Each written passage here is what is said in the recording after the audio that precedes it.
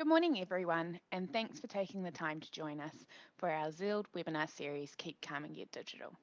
My name is Lisa, and I'll be your moderator for today's webinar. New Zealand and the world are continuing to adapt and grow a digital-first mindset, which is bringing to light other trends and awarenesses. One of these common awarenesses is around the Earth's climate and environment. Today, our topic, Sustainable Product Creation and Packaging, will provide you with an understanding of what sustainability is and ways you can begin to implement it in your business. We are very excited to have with us today our speaker, Rebecca Percasky from the Better Packaging Company. Rebecca comes with an extensive managerial background in multinational companies like IBM, HP, and Vodafone, and was the former COO and current director of Starship IT. Her passion and advocacy for environmental sustainability and developing products with minimal environmental impact led her to finding the Better Packaging Company alongside Kate Bizarre. A little bit about the Better Packaging Company as well. It was founded in 2017 to reduce the environmental impact of packaging. Having seen firsthand the amount of single-use plastic waste generated by the e-commerce industry, Rebecca and Kate decided to start with an e-commerce courier packaging. The Better Packaging Company now develops sustainable packaging solutions that consider the complete life cycle impact of a product from a raw material sourcing right through to end-of-life disposal. They believe in a new economy, a circular economy in which generating waste is not an option and the Earth's resources are not treated as infinite. The Better Packaging Co. is now the world's leading provider of home compostable packaging designed to support e-commerce. From courier sachets and padded mailers to poly bags and thermal labels, they've got you covered. They are also a member of the Australasian Bioplastics Association, the Australian Packaging Covenant, and the New Zealand Packaging Forum. So the company is also climate positive, which means they offset their operations by 120%, which is amazing. I'm very excited to have Rebecca here today. So just before I hand it across, a couple of housekeeping rules as usual. So if you can't hear us, if you've not joined before, you'll see down here the audio settings. Just play around with those and you should be able to change your speakers so that you can hear us. Also, we have a chat and QA button. So if you have any questions at any time, please feel free to use these buttons to send them through. And just also, if you miss any part of this webinar, we will be sending you a recording of this afterwards, as well as we have them on our website. So I hope you enjoyed today's session, and I'd now like to invite Rebecca and Rhonda to guide us through sustainable product creation and packaging. Hi Lisa, thank you for the introduction. Welcome. Thank you for having me here, and thank you for the introduction. It was very thorough. Thank you. Great. I guess, Rebecca, to start off with, what inspired you to start Better Packaging, and I guess with such a sustainable focus to it? It's a great question. And like a lot of good things in life, it didn't happen at any one particular point in time. I sort of was thinking about all of this year and realised that a big part of how I've ended up today is due to the way that I was sort of brought up. At the age of 2, my parents decided to take me and my brothers and sisters overseas and travel the world, which was quite an unusual thing to do back in that time. And they bought a motorhome and we went around in the motorhome, and they were selling jewellery on the side of the road, and we sort of, and in markets and things like that, which at that stage, that was back in the 70s, was quite ahead of itself. That's amazing. Yeah. How long were you travelling for? 4 years. And so I had my brother and 2 sisters, so the 4 of us, and then my uncle and auntie joined in as well. So at one point we had 8 of us in a motorhome. You're so brave. We're very brave. So as you can imagine, we didn't have a lot of stuff. We only had what we needed. There's no room in those things. So we literally had the clothes that we needed, with the pots and pans that we needed. We just didn't have any extra stuff. So I think that really bedded down in me this belief that waste is a design force. So that's one of the foundations. But like all people, I really love the good things in life. Yes. You know, I love fashion and I love clothes. I love technology especially. And so it was really easy for me when we got back to New Zealand to fall into that trap of sort of collecting things and stuff. But I always had it in the back of my mind that the way we were living wasn't sustainable, and I was always really aware of waste, and especially packaging waste. I know everyone's probably had that experience when you receive something in the mail, or you get something from the supermarket and it's got 20 layers of packaging and you just get enraged by it. And I was someone who was really, really aware of that. And then I was working as COO at Starship It, which is a tech company. So I was involved in the startup of that, and that company facilitates millions and millions of e-commerce orders, and it was just growing really quickly. And I could see how quickly e-commerce was growing. And with that growth, I just felt a lot of unease. And at the same time, my daughter was doing her school project, and she decided to do it on how to save the world. And she was only 6 years old. And so she did this PowerPoint, and she had some really little things like turning off light switches and walking to school.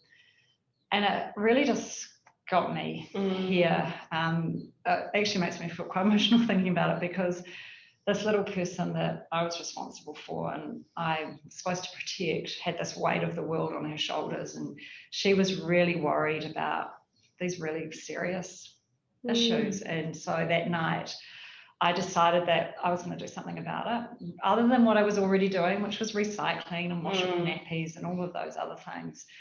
So I wrote a list of 5 things that I could do to make change, and 4 of them were in the packaging space, and the first one was make a sustainable courier satchel. Wow. And that's where it all began, just from a desire to do something different and leave a better place for our children. Wow. That's an awesome story. But one thing that I noticed about your company is it's not just about making a sustainable product. It was your whole business is sustainable, if you like. Maybe that's not the right word. Yeah, look, we've tried to embed sustainability from the ground up. Everything we do. So we like to say that we're a values-led business, and our core value is sustainability. And that's not just creating a sustainable product, as you mentioned. It's also about operating sustainably and ethically, having a sustainable environment for our employees, working sustainably with other companies. And we really focus on that. So everything we do, we always bring it back to, is this the right decision for the environment? And when we make decisions, it actually makes them really easy to make, because that's quite often a yes or a no. So we take education and communication really, we see that as a really important part of what we do. And so a big part of our mission is to spread the message, communicate with our customers, and just get that message out there that we should all be trying to reduce the waste and make a difference. It was interesting for me in my research and trying to find someone to talk about packaging. Because we didn't have a relationship before this, I'm not a client of Zeald, but it was awesome to see someone that's leading the way globally from New Zealand in this space, and then to see also the authenticity of your company, because you could tell that the sustainable ethos was from the ground up. It's in your values. Yeah, absolutely. It's the core of everything we do. And quite often Kate and I joke, Kate's my business partner, that why have we got a packaging company? Because we actually hate packaging. And we sort of like, how did we end up in this place where we've got a packaging company? But we really do see it as a means to an end. We want to show that you can create sustainable products, and if you do, people will use them. And I think the response that we've had, which has been phenomenal, and a global response, shows that people are really looking for answers.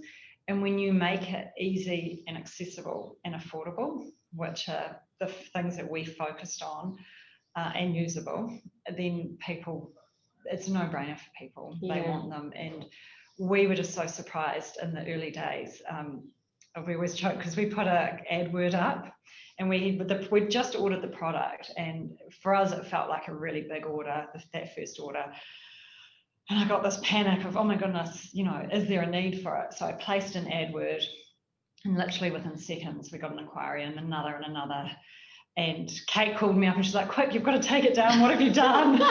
And we couldn't get it down straight away. It's a nice problem to have. Yeah, but people were just ready, and we were talking to these customers, potential customers, and they were like, we've been searching for weeks and for months, and they were looking every day almost, and suddenly they'd found something, and we couldn't believe it. And we literally, that first order ran out within 2 weeks, and we doubled it, and the next order ran out, and it's gone viral since then. Yeah, interesting. I think there's a lesson there that people are wanting sustainable products. Oh, absolutely. Zeald's done an amazing study recently on the stats, which I can share at the end of this, around people will choose a sustainable brand over non-sustainable, or they'll make their choices based on sustainability. And it's like 60 to 70% of people said that that's how they're making their decisions. So. And I think the new generation is doing it even more. I mean, I like to think my generation is changing that way, but I think my children, it is definitely their first choice. It's not something they've had to learn. No, it's their instinct. Yeah, it's embedded at school. Yeah, they're all composting at school and recycling, and that has been brought up completely different to how we were. And then we're becoming consumers and spend. They're now graduated university. They've all got incomes to spend. Yeah, absolutely, which is exciting. Yeah, but I think we've all got to do our bit now. Yes. So that we don't hand this mess over to them, and that's why Kate and I are furiously trying to make as much change as quickly as possible. We feel a real sense of urgency to do it. Yeah, nice. Now, when I read your website, I came across a concept, and as we've been talking, a concept that I had never heard of before, and I feel actually bad that I haven't heard of it before, and quite enlightened that I've learned a little bit about it, but it's this circular economy. Yes. And it seems to be that integrated into your values and into your products and into the way you do business. Yeah. So could you explain it for people that actually don't know about that concept? I would first say that I hadn't heard of the concept until I started this company. Right. And I can actually remember, I was sharing this with you yesterday, the first day that Kate, my business partner, called me up and said, oh my goodness, you've got to read about the circular economy. And I literally devoured the website. So it's created by MacArthur, and they're based in the UK. And their whole philosophy is that waste is a design flaw. And I love that saying, and I use it. You'll hear me say it a lot today. Waste is a design flaw, and that 80% of all of the waste that is created at the design phase, so that we need to be designing waste out. And they really believe in products. In a linear model, it's a take, make, throw away.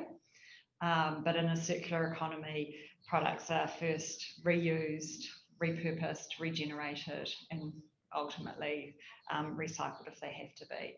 So it's about keeping resources in loop for as long as possible, which means keeping everything out of landfill and keeping them in use. At the moment, we have enough resources. We've created enough products in the world that we don't need to be making any more from scratch, and we need to be looking at what we've got and reusing that and regenerating. Such a different way of thinking, because I thought I was, and you are good if you're recycling, as in terms of, my plastic bottles are going to something else, or composting, but I hadn't actually brought that concept to reusing and repurposing. Yeah, well, if you think with the reuse idea, and recycling is great and amazing, and we're getting there and we're getting better at it. It's not where it needs to be. There's a long way to go. But I sort of see recycling as the ambulance at the end of the cliff. Like it's the last thing that we should be doing. And what we're trying to do at Better Packaging is design our products to be used as many times as possible. So we've just recently launched 2 courier mailers that They're used as courier mailers, you receive them, and one of them can be converted into a tote bag, so we've called it the totally reusable.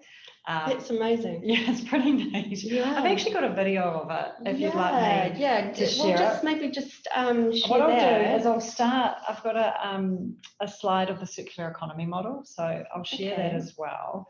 Just bear with me while I do this. That one. I think it's worthwhile just having a look at this diagram. Yeah, so this is, as you can see in a linear model, it's take, make, use, waste. A recycling economy is definitely a step in the right direction. Yes. But the best is the circular economy, where nothing ends up in landfill, everything gets reused. We always talk here that we believe in a world where everything that you have, like your lollipop wrapper, might biodegrade into nutrients for fish or for the soil. Your phone's always repairable and upgradable. You know, that whole model of just designing out the waste and products. Yes. That's what we're really aiming for. It's interesting because I think I can always remember having a discussion with my father about toasters. And in his day, they designed them that you could replace the elements. And you could go and get a new element and replace them. And nowadays, if your toaster element's gone, it's gone. Throw it away. You throw the whole toaster away. And he was like saying, why are we doing that? Just because they're cheaper, we should still be replacing our elements. And it was a big discussion. You know, this was probably 20 years ago. Yeah. We both talked about that. It's really fascinating because the circular economy is not a new, it feels like a new idea, and it's got a new terminology. But when you look at nature, that practices a circular model, and it always has, because when a leaf dies and it falls off the tree, it drops down and then it biodegrades, and that becomes nutrients, and the little small animals eat it, and then the birds eat the little insects, and it's a fully true circular model. So like your uncle with the toaster, we need to be looking at how we keep our resources in play and we upgrade them and fix them rather than throwing them away. So we actually need to go, while still going forwards in time, we need to go backwards with some of our thinking in a way. Yeah. Back to how... Yeah, without losing the quality of life that we've got. Right, you don't want to have inconvenience, I think is the big thing, isn't it? Exactly. Yeah. But you had a video? I did, sorry, I can it's all right. I'll move this along, sorry. Here's the video. Is it going? No. So this is our courier satchel that could be turned into a reusable tote bag or a shopping bag. So it's just been sent, someone's opening. Yeah, they're sending it back. So we'd always encourage that you use it twice for using, and then you cut it off and it turns into a bag. That is so cool. That is so cool. And so is this the one that you can always use as a bin liner as well? Yeah, if all of our packaging, our compostable packaging, we encourage people to use as a bin liner. So once that bag had deteriorated to the point where the handles might not be working, you'd then go and use it as a bin liner. And then after that, you would put it in your compost and it will break down and end up back in nature. Yeah. And I think it becomes so obvious when you realise actually you've saved someone having to make a bag and the energy costs, the environmental costs of making another bag, and you've saved someone the costs of making another bin liner. Yeah, absolutely. And so it's not just that resource can be compostable, you're saving the energy and the ingredients, if you like, to make those other things as well. Yeah, that's totally right. And what we always say is if you use something twice, you know, that's half of the resources of everything we're making at the moment. So anything that's single use that you use more than once, every time you do that, you're halving the resources. So we really try and get at least 2 uses out of all of our products. But in the case of the I Carry On, there's numerous uses because that tote bag will be used over and over again. We've also created another courier satchel that turns into a present, or wrapping paper. So when you receive it and use it again, then you can open it up and put a present in and put it under the tree. Because last Christmas we were really hating all of the waste that's created from Christmas with the wrapping waste, and we just wanted to do something about that as well. And it's interesting because, again, I thought I was doing well with getting paper, that I could, compost down or whatever it was. I was having my brown papers and stuff. But this is another step again. And I think it is nice to be challenged in that way, to think about the reuse of things. Oh, absolutely. And I think if even, as you say, just to switch your mind a little bit and go, can this product be used again? Or when I'm designing something or I'm making something, what happens to it at the end of life? Can I get another use out of it? I think I was saying to you yesterday that I saw someone had made they made body moisturizer, and they'd made the container a keep cup, which I just loved. So you buy your moisturizer, you use it, and then at the end you've got a keep cup. And I just thought, what a neat thing, because the packaging associated with products like that is quite heavy. And then I just thought it was genius. I loved it. I agree. I mean, I love the opening of packaging, but you do sit there and look at the waste after you've experienced that thrill of opening. I know. It's the worst feeling. So to be able to reuse that is amazing.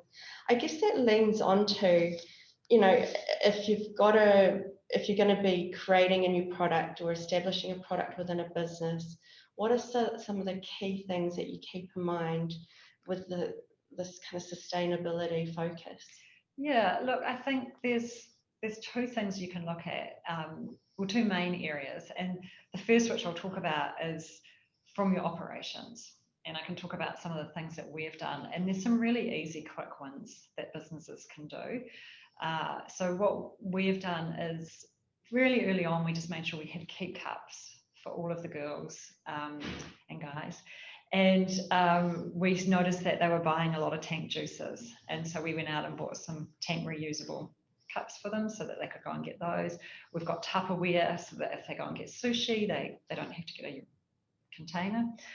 We also implemented really easily compost. And what we've done, and this is really great in Auckland, you can connect them with Reclaim or Super Trash, and they'll come and pick up your compost for you. So we just have a bucket, and there's about 10 of us in the office, and it gets cleared every week. And so we're composting. So there are some really easy things you can do. We encourage everyone to take public transport or walk or e-bike to work. So we're not offering any parking or anything, and that also helps with the cost. Yes. And we've also sourced all of our furniture secondhand, and that's not always easy for everyone to do. But some things like our printer, we just got that on Trade Me, and it's a lot less expensive. So there's some really easy, quick things that you can do from an office perspective, and the same in your home. And then from a supply chain, if you're making products, I think if you're already in business, that takes a little bit longer. And what I would always recommend is that you just choose one thing. Packaging is quite often a really good place to start because it's quite easy and it's visible. And just pick one item of your packaging and focus on that, get that right, and then start to look at everything else. We've also done quite a lot of due diligence on our suppliers. We've made sure that we've got agreements with all of our suppliers around ethical trade and the way they operate. We've really looked into their business and making sure that they're waste-free and trying to make our suppliers as waste-free as possible. So there's lots of things that you can do along the journey. And that's independent of actually creating your product. Oh, totally. And sometimes they're the easier things to pick off. I think so, especially if you're established. If you're starting out, it's so much easier to build it from the ground up. Something else, a couple of things that we've also done is we're just in the process of getting BCorp certified. And so there's a whole framework there. Even if you don't want to go through the certification, there's quite a lot of guidance there of how you should operate sustainably and ethically, both from within your business to how you operate with your customers and other people around the world. So I would really recommend having a look at that, because you can actually download that guide. And we've also offset our carbon. So we're actually climate positive, carbon negative. It takes me a little while to remember the way around that goes. And that means we've offset 120% of our operating emissions, and we're also now going to start looking at our product as well. Wow. Yeah. Wow, that's huge. Yeah, so that was quite a piece of work to do, but now that we've done it, it's just a calculation that we sort of do on a monthly basis with our accounts. Yeah, and we just offset as we go. Yeah. I think one of the things I noticed too is you obviously didn't have the reusable, or you from the very beginning your product was compostable. Yes. So that's awesome, and you could use it as a bin liner from the beginning. Yeah, and we also had, it's quite interesting, we added a cut line to our products to say use me again, so that people would use them a second time. So that's a slight design change. Tiny design change, and we couldn't believe the feedback that we got on that small change. Wow, you can use your bags twice. You know, and in theory, the bags could always have been used twice. Yes. It's just by adding something small like that and triggering people's thought process, it made the biggest change in the world. And I think that comes back to that Ellen MacArthur circular economy and designing out waste. By adding small changes, Yeah. you can. So you don't have to throw your product away necessarily. No. It's looking at what small changes could you do to your product to help have that sustainable, reusable focus. Yeah, and get people using them again, definitely. Yeah. Because your carry-on bag and then the gift bag is just very recent. Yeah, we've only launched those. The gifted bag in the last few weeks and the carry-on a couple of months ago. Yeah. But we've been working on those designs for quite a while. And then we've got more to come. We've got some really exciting. Yeah. This is cool. Yeah, we are just piloting a reusable courier satchel, like fully reusable. So we're working on that as well. Okay. Which is something that we've been working on for a couple of years, but we really needed to get the materials right, that they were strong and durable enough, but also if they weren't staying in loop, that they were still sustainable. So there was a really fine balance there, and that's taken quite a lot of time to develop. So I guess, you know, from a business perspective, does it pay to take this time to do it? You know, because I can see from a values base, it's definitely awesome. You get that buyback, you're contributing to the economy. But from a business perspective? Well, there's two thoughts to that. One is that I don't believe we can afford not to do it. Yes. And that's from probably back to the values or a sustainability perspective. You know, time's running out and we need to be doing it. But from a business perspective, it does make sense. We've sold over 25 million bags in 2 years. So we launched in 2018 and sold our first product in July of that year. So it's just over 2.5 years, and that's into a global audience. Sustainability just adds up, and I really believe, and it's been proven to us time and time again, when you do the right thing for the right reasons, the right things happen. And that's also from a business side, and we've just been blown away. I've been involved in other businesses, and so has Kate, my business partner, and we've just never experienced anything quite like this. And that's because people want sustainable products. So give it a go. In other words, from a business perspective, even if you are doubting the numbers. Absolutely. We have so many of our customers are passionate about the environment and do it for the right reason, and they're just getting the response they get back from their customers on social media, and it's just been incredible. Yeah. I noticed on your website as well that you have a list of people that buy your packaging. Yeah. And my daughter was looking for togs, a new set of togs. Yeah, great. So I found the tog ones, and she's been looking at them. Yeah. And because at the end of the day, she wants something a little bit more sustainable in her products, because she's of the this generation that I'm talking about. Yeah. And so I really think people support each other.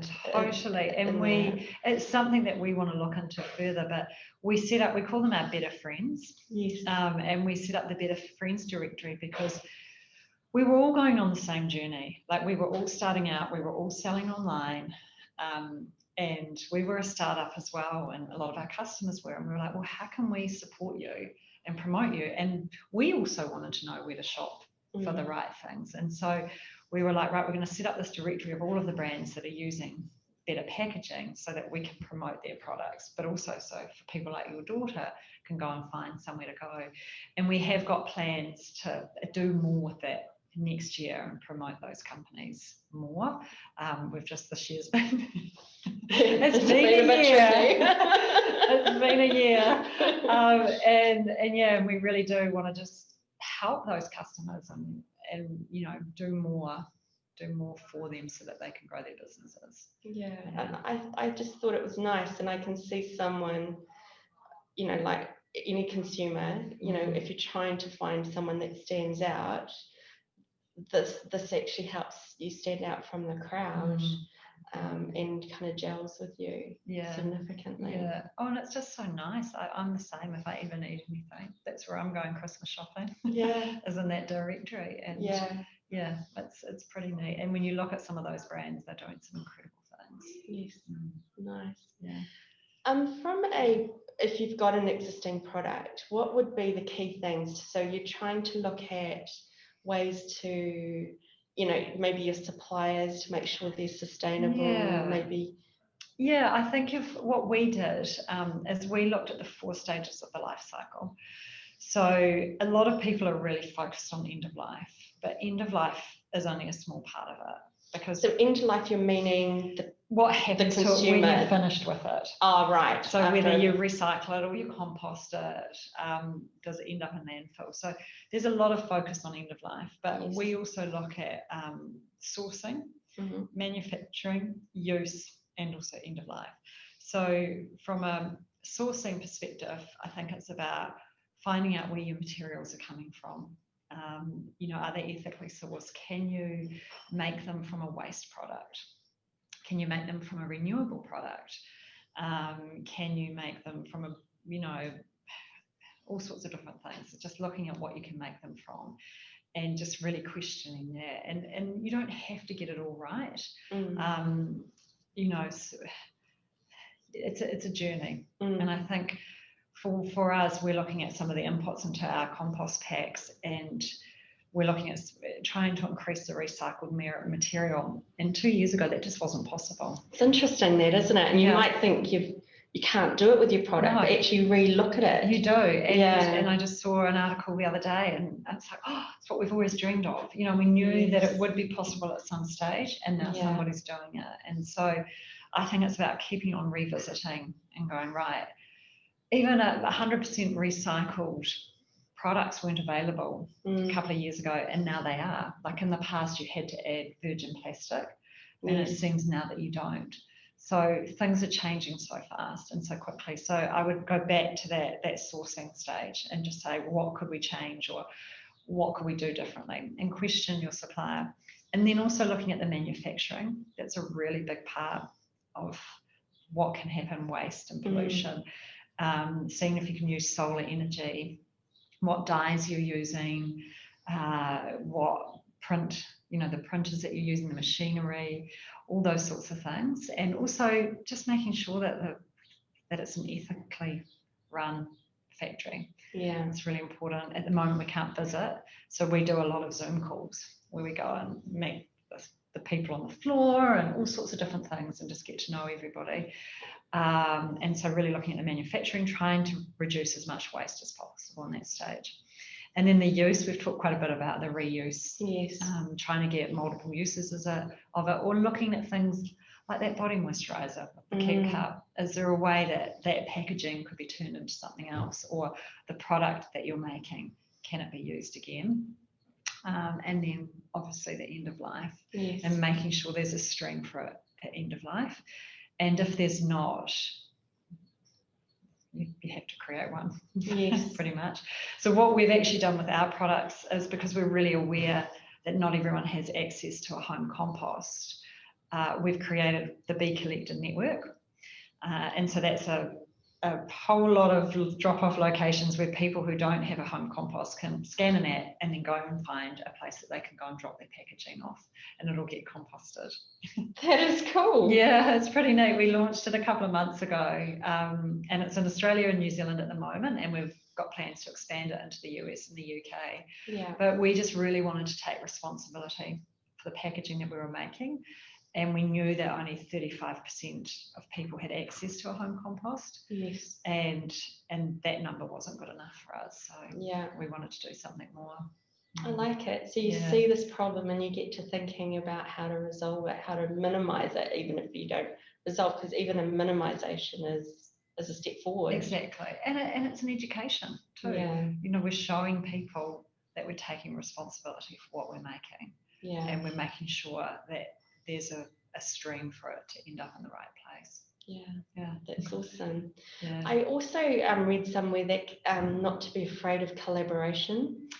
I read about a product up, gosh, I'm terrible, I should have written it down, but they had a waste fruit that was just getting thrown out, but they've combined with, I think Massey created another product that would have, you know, and it's a really popular product because they never would have been able to do it without the technology. Yeah, and that's so true. And I think it's a really good point. Is you don't have to do it all. Yes, but you can partner with people to make things happen. And I think partnering and collaboration is going to be the key to getting us out of this mess. 100%. We're actually working with Scion down in Rotorua on a project at the moment. So we're collaborating with them, and there's also on the table with that is connecting them with someone else who may use some of our outputs, and which is a really nice circular model. Nice. So it's quite neat. Yeah, which I think is a cool way to be in New Zealand. I think we're used to helping each other, and that kind of number 8 wire sort of mentality of being innovative as well. Well, I think when you strip it back to what's best for the environment, like for us, that's sort of part of our values. Yes. Then collaboration is always going to be best for the environment, and it sort of trumps any kind of business or financial gain that you're trying to get. So then you can really focus on actually making the change, and I think that's when the magic will happen. Which then the business outcome happens because of the magic. Exactly. So it's kind of trusting that a little bit. Totally. And it is, we all get caught up in it as well. Like we're competitive people, and it's easy to do that, and every now and then you just have to remind yourself and sort of go, right, big picture stuff, step back and let it go. That is awesome. Well, that's kind of the end of what I was thinking, but I was just wondering if you've got a take home that you would want to share with people before we hand over, and maybe see if there's some questions, Lisa. Look, I think the thing that I would say is it's incredibly overwhelming where we are at the moment and the state that we're in. And I think sometimes people wonder where they should start. And because that seems like such a big thing to do, quite often they don't start. Yes. So my take home would be to just focus on one small thing, whether it's in your work or your personal life, and just bed that down. When we started in this business, we didn't start by wanting to source everything secondhand. It's just something that's grown, and now we do. And that's because we started small with going, right, we're going to source a dining table or whatever it is. And so I think choose one thing in the office and get somebody in your team who's really passionate about it as well to own it. Get that right, and it might be just a compost. Get that right, and then focus on something else in a month or two later. You don't have to do it all and get it all perfect from the beginning. And I think if we just let go of that, it's going to make it a lot easier for everybody. And I think you find it becomes really contagious, because you do one thing and then you're like, oh, that was actually quite easy, and now we've done it, I've got the energy to do the next thing. Yes. So that would be my advice. That's awesome. Thank you. So Lisa, is there any questions? There is a question just for everyone right now. If you do want to ask us a question, feel free to use the Q&A button or the chat button to fire those through to us. And so, I mean, basically the question is what costs can people be looking at? Like, not exact costs, but in order to supply something like the bag that you showed, what sort of costs are they looking at around that? Yeah, absolutely. Great question. So it sort of depends on the size. What we've tried to do is price it. So if you're a smaller seller and you're sort of buying 100 to we sell our packaging in packs of 100 or 200. If you're buying 100 or 500 lots, it's probably actually quite comparable to what you would pay if you were going into warehouse stationery or something like that. For those larger customers, as you start to get up into the 50,000, 100,000, that sort of size, then the cost can go as high as doubling and maybe even be 2/3 as much. So it really just depends on the scale. But for the small to medium businesses, we've really tried to price it in a way that it's cost competitive. And that's a big part of our mission, is to make it accessible and affordable to businesses of all sizes. Yeah, and I think as the industry, we're really in our infancy. You know, plastic's been around for 100 years. And this product's been around for a handful, and it's only been courier bags for the last 2. So we're really going to start to see those prices change, I think, as the industry gets older and more sophisticated. Yes. Yeah, and the way to do that is to have more people adopting it. Yeah. Definitely. Sorry. Oh, just another question as well is, where can a business owner go to get advice on how to reduce the waste in their business? Oh, I'm happy to chat to anybody. If anyone wants to get in touch with me. But just you're sweet. I will. I definitely will. Just drop an email to hello@betterpackaging.com. But look, there's lots of places out there. I think, you know, the Sustainable Business Network is a really great start. They're doing some amazing things. We're members. Well, they call it investors now, which I love. I love that. So we're a part of that group, and they've got really great monthly newsletters that come out with lots of different things that you can do. And I would connect in with them because they're really trying to support businesses to make change. Nice. And that's a national organisation. Yep, they're great. And you can join up or not, but they have a lot of workshops, and especially pre-COVID times, they have a lot of learning sessions. The girls in our team have gone on training sessions. We just went to a conference about a month ago talking about plastic and packaging. And so there's a lot of information there as well. What was the name of it again? The Sustainable Business Network. Okay. Yeah, and they're based in Auckland. Yeah, they're great. Awesome. Yeah, sustainableorgNZ is their website. Yeah. Also, is it similar to go as the advice they have on there also around sustainable product production as well? Because that's obviously another area people might be looking into. Yeah, I would have to check in with them. But I would definitely start with them, definitely. I know when I was prepping to talk with you, I did notice there's a lot of information on the internet, you know, that kind of give the same sort of concepts that you've talked about here, looking at those stages of development and really brainstorming your own business and absolutely. Actually, and I've just had a thought. The Ellen MacArthur website would be the one that I would really recommend. The circular economy model. Are you Googling that for us, Lisa, to get us to trying to? And the new plastics economy. And you know what? We've actually reached out to them in the past and sent them an email and just said, help. We just want to understand what we should be doing. And they've responded. They've gone on to meetings with us. So really, yeah, they're incredible. So I would read that website cover to cover as well. There's just a wealth of knowledge there around design and manufacturing, and that's heavily laden with resources. Yeah, which is just ellenmacarthurfoundation.org as well, for those that want to go and have a bit of a look. I guess, and I know, you know, Rhonda already sort of touched on what was your best advice, but obviously 2020 has been quite a tough year for traditional retail.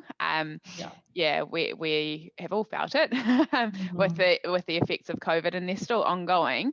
But, you know, what advice would you give to someone trying to be successful in the retail economy right now? Yeah, look, I think we need to get online. I think that's a given that everybody needs to be online. It's incredibly tough at the moment, and I really feel for the bricks and mortar stores. But I would be growing my reach through different channels. I think if anything we've learned from this year is that multi-channel selling is what we need to be doing. So by that I mean Instagram, Amazon, just any channel you can, whether it's Etsy if you're making your own things, Trade Me, marketplace sites, your own site. Get out there, get out on the social media and do as much work as you can there. I mean, social media has been incredibly good for us because we can't get into. We sort of can't get into those physical places as much at the moment, like conferences and things like that. So yeah, that would be my advice. Yep, that's awesome. I'm just checking. I think that's all we have for the questions here today. So thanks again for making the time to come and speak to us. There's actually a lot I've learned as well. Kind of makes me sit here going, what more can I do? Because yeah, I think it's a very important topic and one that's certainly having a lot of awareness at the moment as well. Yeah, well, thank you for having me. It's great to get to talk about the things that I'm really passionate about and love. So thank you. Yeah, really appreciate your time, Rebecca. No problem. Cool. So just going to give a bit of an overview from today's webinar. So, people's buying decisions continue to change and are often easily influenced by trends or how the world is moving forward. So within the digital space, growing the ability to have many options to choose from in terms of products and businesses to buy from has been multiplied. In terms of what that means for you right now is what we know is trends are emerging where consumers are moving towards purchasing from businesses that are sustainable and doing their part for the environment. The opportunity, while you may not be able to make a change instantly, it is important that you have a mindset within your business to look for ways to make it more sustainable. With this, we see that a prediction for businesses would be that those that move towards sustainability will see a growth in success as more consumers become aware and use sustainability as a large part of their purchasing decision.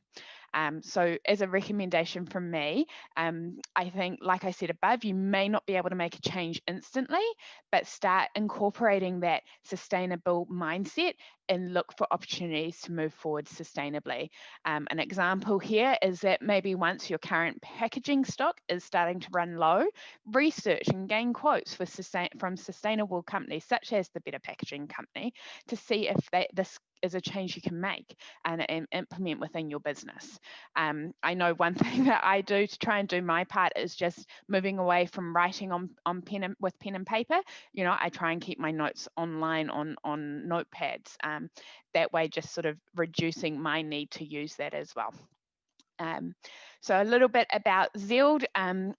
We've helped over 15,000 businesses transform digitally over the last 20 years. And if you would like any support or guidance around your digital strategy or journey, please get in touch with us. We do provide a free strategy or website audit session with our experienced digital business strategists. Also, we are part of the the Regional Business Partners program. So if you want to hear a bit more about that, then please get in touch as well.